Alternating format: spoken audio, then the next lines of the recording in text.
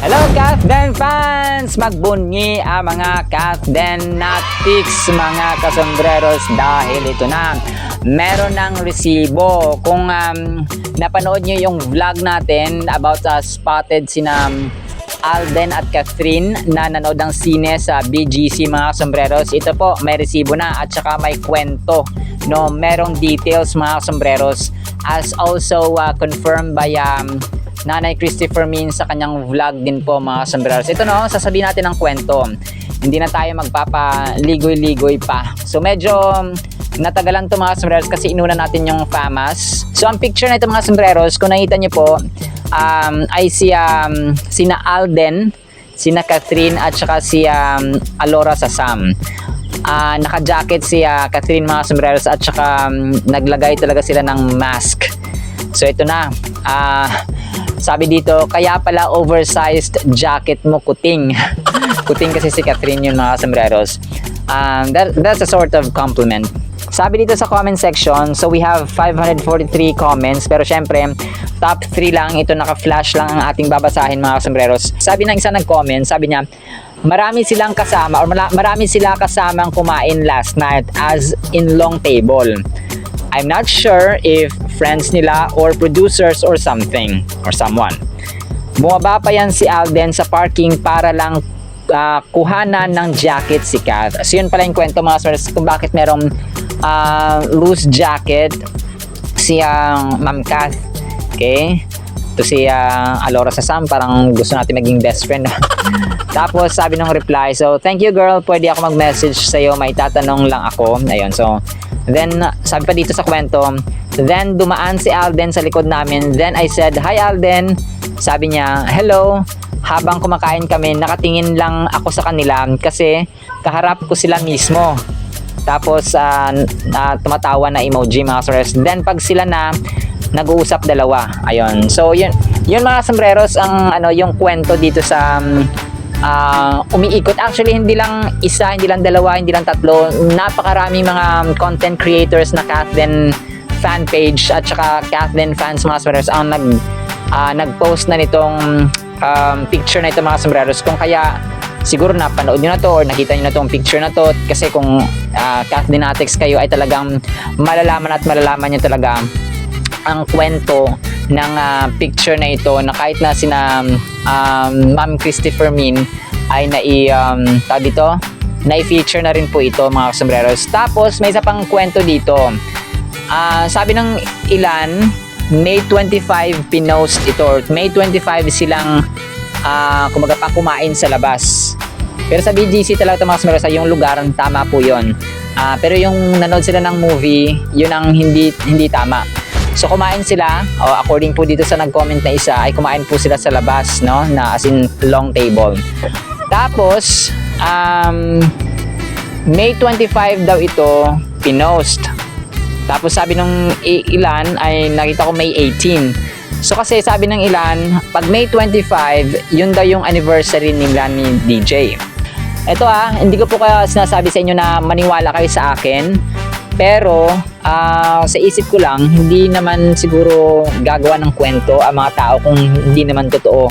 Not unless kung yun talaga yung modus nila at saka ugali nila, mga sombreros. Sabi ng isang angulo na tinitingnan ko dito, mga sombreros, ay dito, maaring meeting or pagkikita ng mga, kasi pag sinabi niya dito producers, kung producers ito at saka dun sila kumain sa labas, maaring group date ito, mga sombreros, no? Pero yung tatatlo lang sila, nina Alden, Alora at saka ni Ma'am Kath, yun na yung kumbaga pa malaking clue, malaking deal, mga source, big deal, kasi tatatlo lang sila. Kasi kapag, di ba, syempre pag group date ng, kasi producers, kung producers yun ng Hello Love Again, tapos dun sila kasi minsan, di ba, pag after ng meeting, after ng usap nung about sa trabaho, about gagawin dun sa trabaho, agenda, transactions dun sa trabaho, ay lumalabas tayo minsan, parang ganun tipo, mga source, after ng meeting sa mismong work, may gala tayo, may pagkain sa labas, ganun, lalo na si Alden, very galante. So yun ang isa kong tinitingnan din, mga sombreros. Pero kayo, ano yung inyong suggestion? Pero yun nga, ang malinaw sa lahat ay at ang masaya dito mga sombreros na sa part natin ay gumagawa ng move si Sir Alden.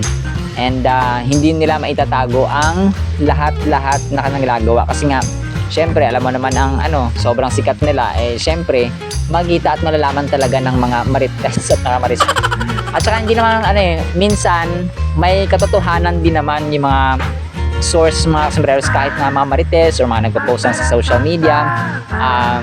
Pero kailangan nating i-fact check, kailangan nating double check nga sabi ni Sir Alden dun sa isang interview niya na huwag tayong pabiktima sa fake news mga sombreros. At ang ating tula mga sombreros ay pinamagatan nating jacket. Nakita na naman at spotted kahit pa kayo ay nakamask. Nagsuot rin ng jacket si box office queen Kath. Ang mga tao sa paligid ay aware na aware, matay nakadilat.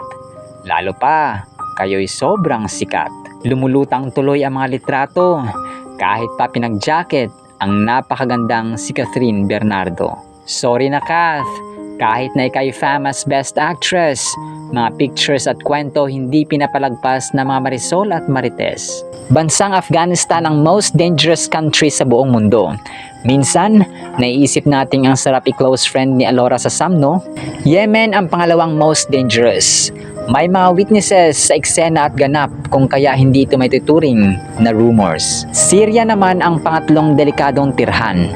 Alam naming isa sa publiko relasyon ninyo ng dahan-dahan upang kayo rin ay hindi nahihirapan. Ang top 4 most dangerous country ang South Sudan. Pag naging kayo na yung mga fans, tsak na maglulundagan sa kaligayahan. Panglima sa pinakadelikadong bansa ang Democratic Republic of Congo. May 25 ba talaga o May 18 silang lumabas rito? Hayaan nyo na. Ang mahalaga, si Box Office King ay inlababo na talaga. Ang impormasyong most dangerous countries ay mula sa World Population Review. Kung maniniwala kayo o hindi, ang desisyon, iiwan ko na sa inyo, mga minamahal kong kasombrero. At para po sa ating verses mga sombreros ay nais ko pang mag-share ng about sa mas malalim pa na meaning ng buhay. Mas malalim na purpose ng buhay mga sombreros. Basahin po natin Ecclesiastes 5:18. Sabi niya, "Here is what I've seen." Si King Solomon po ang nagsasalita mga sombreros. Si King Solomon po ang wisest man ever lived mga sombreros para po sa kaalaman po ng iba.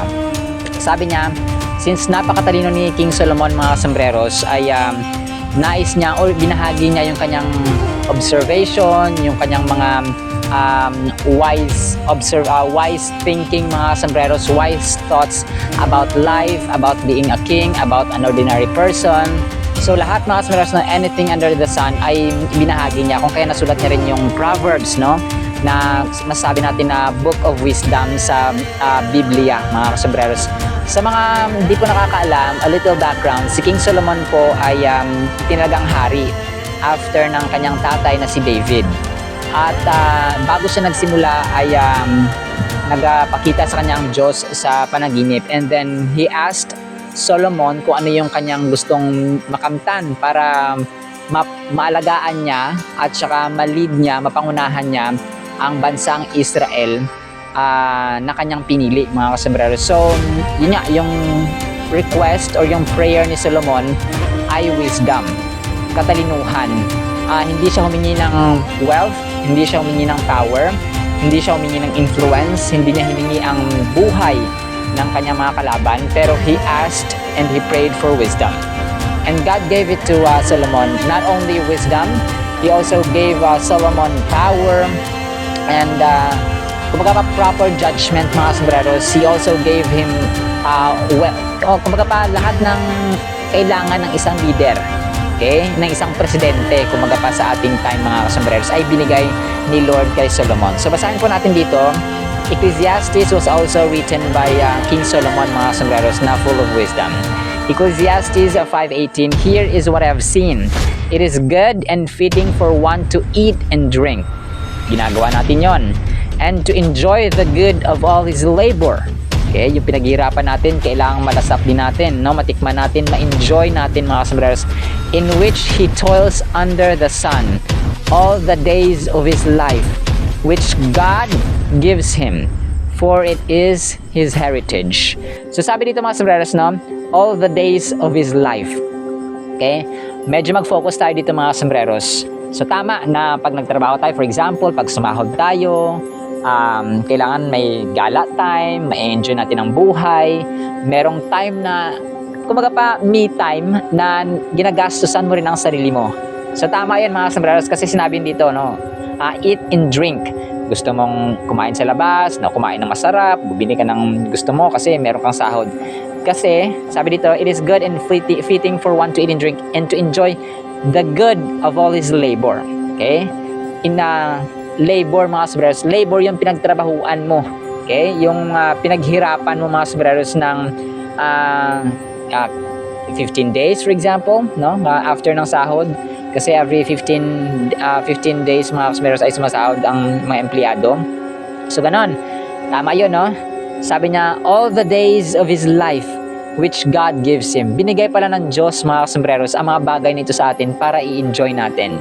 And sa literal, sa practical, at saka sa nakita natin na usual, mga sombreros, di ba? Mga empleyado, mga teacher, mga police, mga nasa opisina, mga nasa call center, mga construction worker, mga farmer, may mga time talaga na ini-enjoy natin, no? Kailangan nating i-enjoy yon mga sombreros, kasi parang fruit of our labor.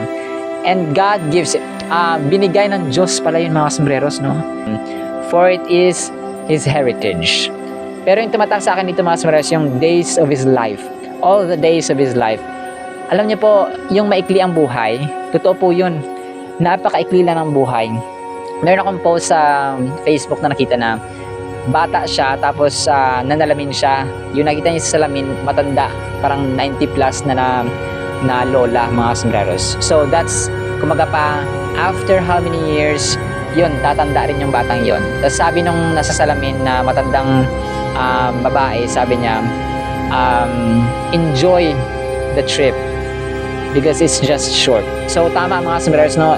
Life is a journey. Life is a trip. Parang nag-travel ka lang, parang nag-time travel ka, mga sombreros. Next verse po natin ay Ecclesiastes 8:15. Sabi po dito, so I commended, this is still, last verse natin ito, mga sombreros, this is still King Solomon. So I commended enjoyment, no? Kumbaga pa, sinasuggest niya, kino-comment niya, o parang ito, maganda na mag-enjoy ka tayo, mga sombreros, because a man has nothing better under the sun than to eat, drink, and be merry.